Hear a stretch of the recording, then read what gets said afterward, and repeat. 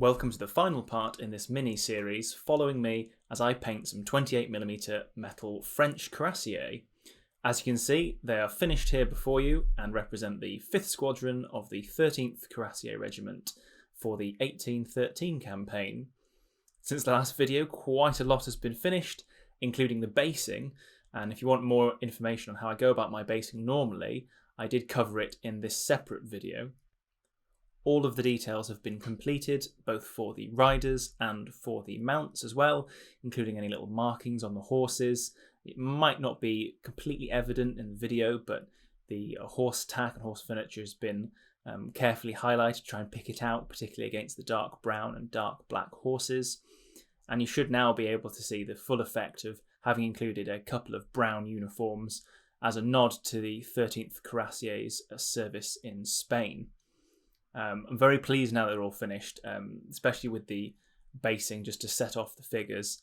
And again, just compliments to the sculptors in their creation of these figures. No single figure from the packs is the same as another figure, and as such they tell an excellent dynamic story.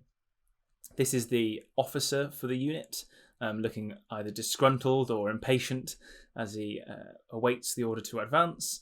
And you can see I chose, instead of putting a grenade on the corner of the horse saddle furniture, to put the regimental number in there instead, just as a personal choice. And he's accompanied by a cuirassier in the process of adjusting the chin scales on his helmet. And you can see on this miniature and others that follow up in the closer shots that I spent quite a lot of time painstakingly picking out the regimental number on the portmanteau and putting in the little grenade symbols in the corner of the horse furniture. It is a pain in the ass to do, however, it was completely worth doing, as those little details are the kind of things that just set the miniatures off. Here's probably my favourite miniature of all of them, the trumpeter. I've deliberately chosen not to give him white plumes, which I think I mentioned in the last video, and you'll also notice that he's not in a reversed colour, in inverted commas, horse. I've put him on instead a regular, if you like, brown horse. Again, as a nod to the fact that the unit had come from Spain and was serving in a campaign where resources were scarce and perhaps the appropriate mounts were not available. Here's some side shots of the rest of the troopers in the unit, where you can see some of the details I picked out. Wine dregs, colour facing on the edge of the saddlery and on their collars and turnbacks, and some of the various different details that I picked out. So much of the expression of these particular sculpts, I think, actually comes from the dynamic of the pose and the faces, as opposed to anything else, which have to do a lot more work because the horses and the rest of the body language are static because they're waiting in reserve. This is the squadron arranged in a bit more of a columnar formation.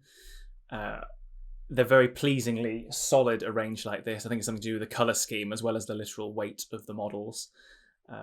Perhaps they would seem even more imposing were there more of them, but I neither needed more figures to complete the squadron for my purposes, nor did I want to replicate any of the poses particularly.